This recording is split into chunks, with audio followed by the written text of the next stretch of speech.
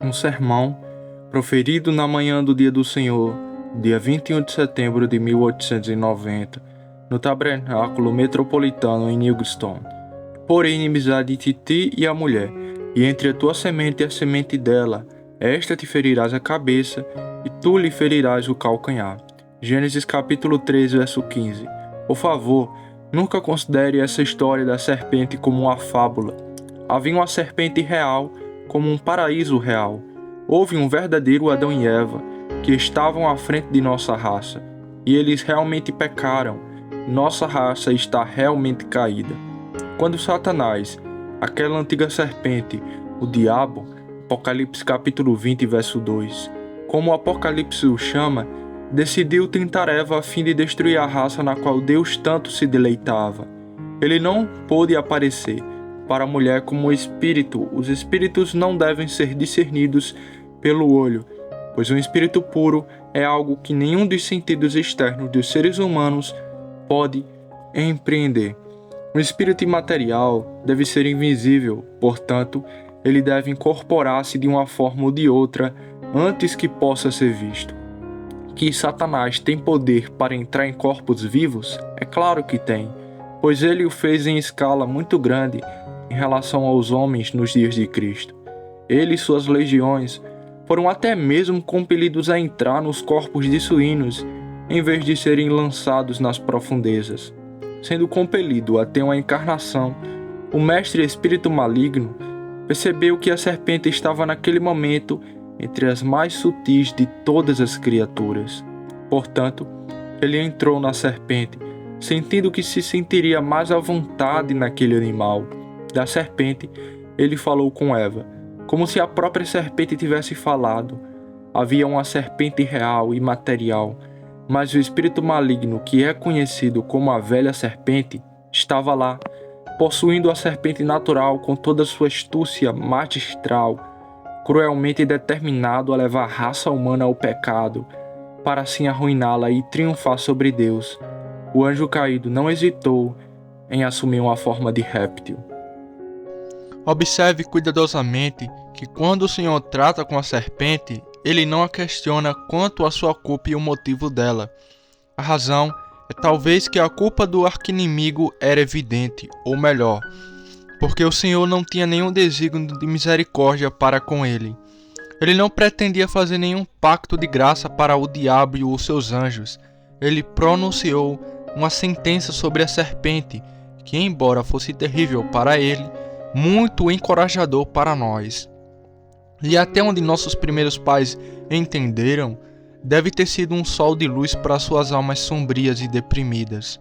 Por muitos anos, esta foi a estrela solitária dos corações crentes, este evangelho da condenação da serpente. Satanás era seu inimigo, eles o havia errado. Ele também era inimigo de Deus, e Deus lutaria contra ele e o chamaria para sua batalha. Ele levantaria aquele que sofreria, mas obteria a vitória. Aquele a quem ele chama da semente da mulher. Por ele a cabeça de Satanás seria ferida, e nesse mesmo fato, a raça humana seria indescritivelmente abençoada. Vamos então pensar na guerra incessante com a qual Deus ameaça. Vamos então, incessantemente, com a qual Deus ameaça a serpente. Porém, inimizade entre ti e a mulher, e entre a tua semente e a sua semente. Ele contava com a conquista fácil, e aparentemente havia conquistado. Mas ele descobriria que sua vítima se tornaria sua antagonista, por fim, seu conquistador. Satanás nunca pôde conhecer a paz. Ele procura descanso e não encontra. Mateus capítulo 12, versículo 43. Quando ele falou com aquela mulher, com suas palavras maliciosas, ele pensou que tinha feito dela um amigo. A encantadora criatura em quem Deus incorporou a perfeição da beleza, ele não a seduziu da obediência ao grande rei? Ele não a tinha usado como instrumento para fazer de seu marido um traidor de seu Deus? Eram grandes amigos aqueles dois. Ela sentiu no momento em que ele comeu o fruto. Devia ter muito a serpente porque lhe dá a gentil sugestão pela qual ela foi levada a encontrar a abertura de seus olhos e a elevação de sua natureza para ser como Deus. Quão solenemente ela foi enganada! Nem foi a serpente que se viu em vantagem.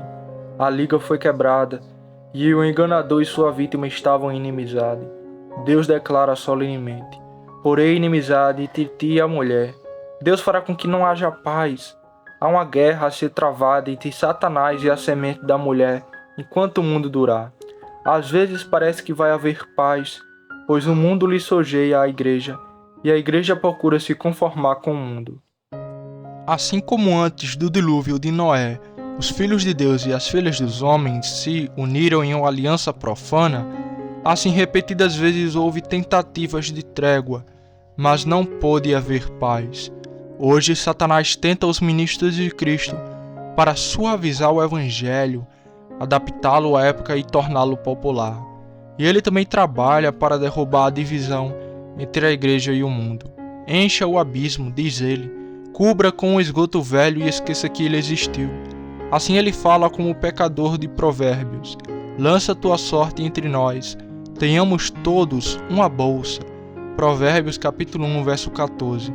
Mas observe isto, todos vocês que me ouvem, embora todos os púlpitos devam ser capturados, e embora pareça que os próprios eleitos foram enganados, Deus não deixará a si mesmo sem testemunho.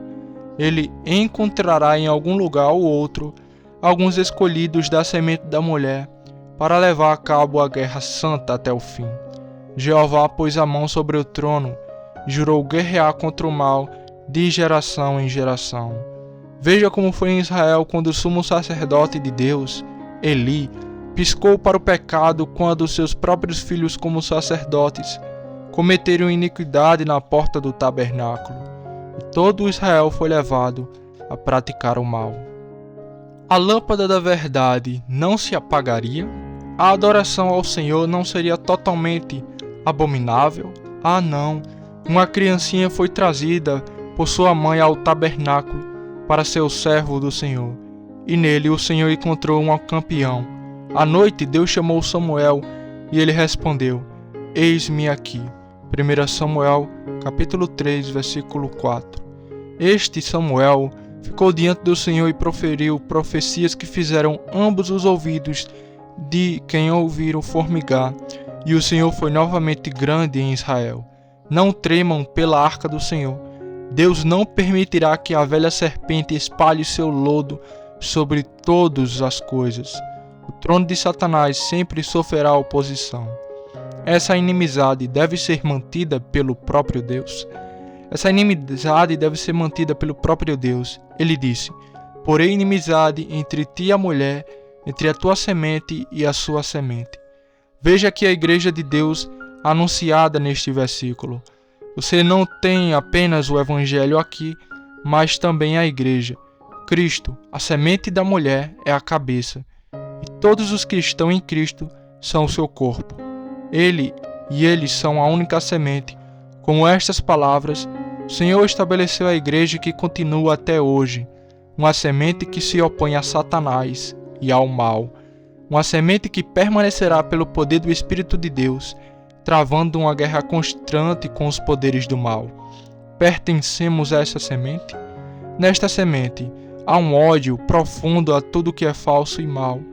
Deus verá que esta semente nunca cederá ao poder do mal, pois ainda permanecerá verdadeiro. Porém, inimizade entre ti e a mulher. Se houver doutrina falsa, haverá um reformador protestante.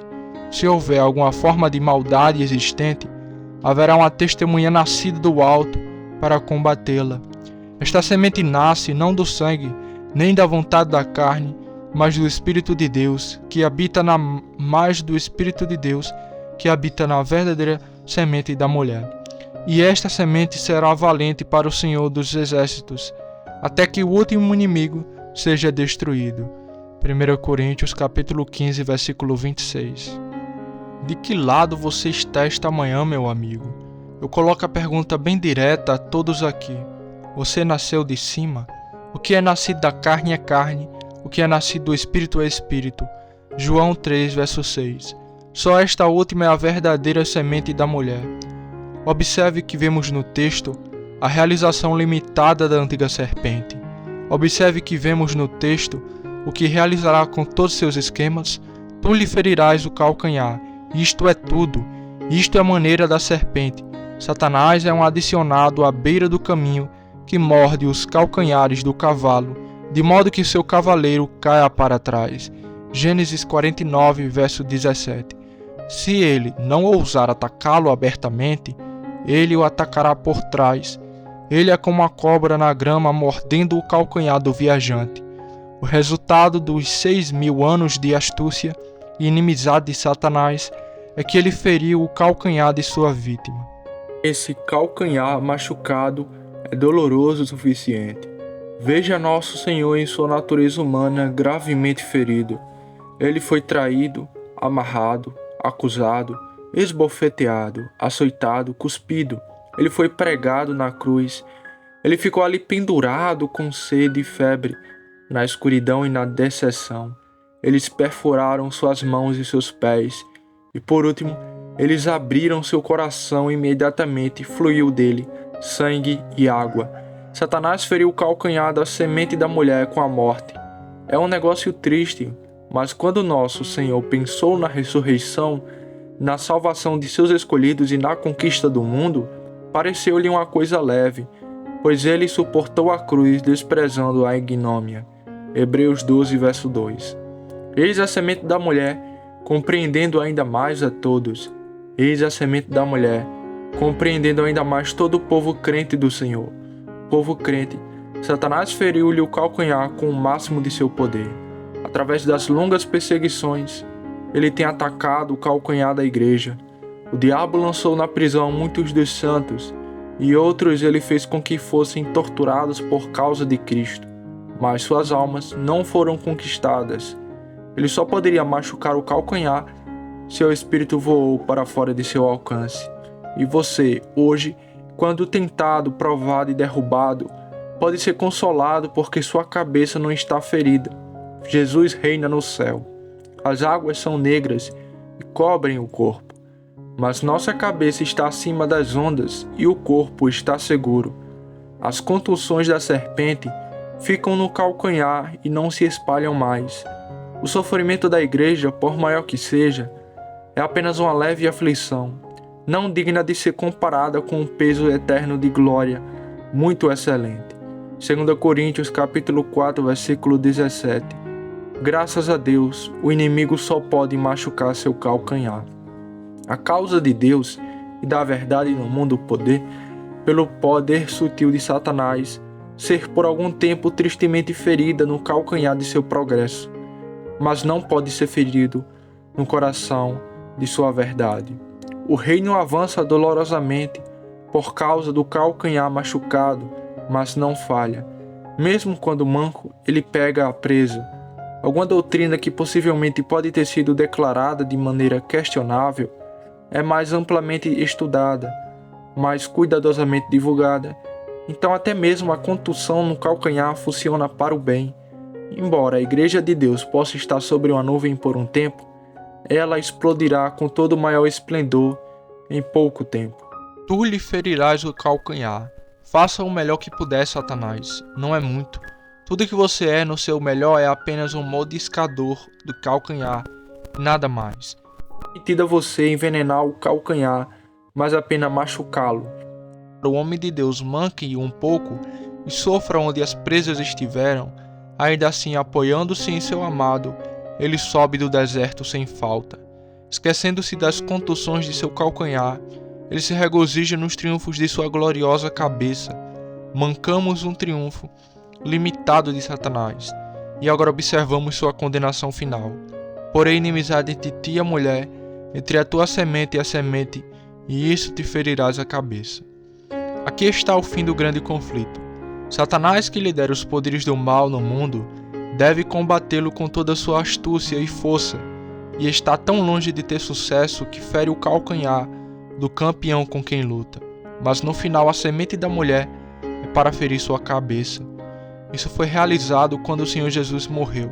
Ao morrer, ele honrou a lei, aboliu o pecado, matou a morte e derrubou o inferno. Quando o grande substituto bebeu o cálice da ira, a até a última gota por toda a alma crente, quando ele destratou o portão do sepulcro e o levou embora, como Sansão carregou os portões de Gaza, tranca tudo, quando ele abriu as portas do céu e levou cativo o cativeiro, então de fato a cabeça do dragão foi quebrada. O que Satanás pode fazer agora? Não foi derrubado o acusador dos irmãos? Ele ainda está fazendo o seu melhor em amargura e malícia, mas Cristo o esmagou. Sim, o próprio Cristo fez foi desprezado e rejeitado pelos homens. Isaías 53, verso 3. O homem da coroa de espinhos e rosto manchado, o homem de ombro sangrando, e mãos e pés perfurados, o homem que foi nascido da Virgem Maria, que também, a semente da mulher, quebrou o poder do inimigo. Aleluia, aleluia. Ele derrubou o príncipe das trevas de seus lugares altos. Ele mesmo não disse: eu vi Satanás cair do céu como um raio. Lucas 10, verso 18. Ele esmagou a cabeça da serpente. Isto é feito em todos os crentes também e será feito ainda mais eficazmente. Irmãos, naquele dia em que o Espírito Santo nos levou a confiar no Senhor Jesus, nós esmagamos a cabeça da serpente. Ele estava acostumado a comandar e nós a obedecer. Assim o pecado teve domínio sobre nós, mas assim que cremos em Cristo, esse domínio acabou e o dragão caiu diante da arca do Senhor. Eu vejo a serpente subir acima de mim. Esta grande pilhão, com as mindulas abertas, olhar para mim como se fosse me engolir rapidamente. Mas não tenho medo. Ó serpente, feri a tua cabeça em Cristo Jesus, meu Senhor, pois eu também sou da semente da mulher. A serpente não pode erguer-se contra a semente escolhida. O que ele pode fazer com a cabeça quebrada? Ele sabe que Deus decretou que todo crente triunfará sobre ele. Está escrito: Deus em breve ferirá Satanás debaixo de vossos pés. Romanos capítulo 16, verso 20. Aleluia mais uma vez. Esta contusão na cabeça do maligno é um golpe mortal. Esta contusão na cabeça do maligno é um golpe fatal. Se ele tivesse sido ferido na cauda e no pescoço, ele poderia ter sobrevivido, mas o Senhor destruirá completamente o reino do mal e esmagará seu poder. O mal reinante cessará e a graça reinará pela justiça para a vida eterna.